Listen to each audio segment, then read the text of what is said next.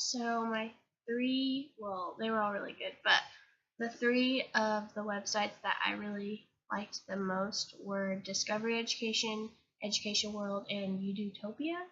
I really like Discovery Education. Actually, that's actually a website that I use at the Sternberg. I do their after-school program and for the science department and with the kids. And so, like when I'm doing lesson plans, actually I've been using that for some of their lesson plans to like give me new ideas.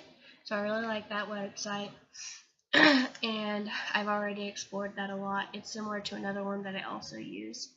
And then I liked Education World just because it like showed you a lot of essentials that you'll need as a teacher. And actually even under like teachers essentials, the tab, two things I really liked is it had like a tab for substitute teachers. So if you're planning lessons for your substitute teachers, it had a lot of good things that they could do to utilize time and actually make sure that your students are being productive. And then also it had a tab under there about first year teachers, and it gave them insight on the hiring process and how to answer those questions, and it gave you a lot of tools and equipped you to do so. So I definitely like that, thought that was really useful. And then the Udutopia website I liked because it was more videos. So instead of just reading like a big paragraph about whatever, it was videos and actually utilized a different learning structure. So you can learn it without reading, it was just video. I liked that. And then with the QA, or that website that we had to do, it's more useful for like simple tasks, but I wouldn't say that I liked it a lot just because it wasn't super appealing and it wasn't as modern as some of the other resources you could use today. I wouldn't say that I would necessarily use it in my classroom.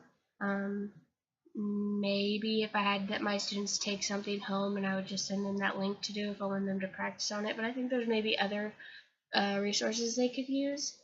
And then with the OER, I liked the Open Academy. I thought it had a lot of, well, it was more geared towards like upper level, not more elementary, which is mine. So that kind of sucks, but I really liked it just because it had so many options, and that makes me, and I think that like for upper level it would be really useful. And then the OER Commons I liked because it simplified it and like had you navigate a certain place, and it was like really easy and like broke it all down.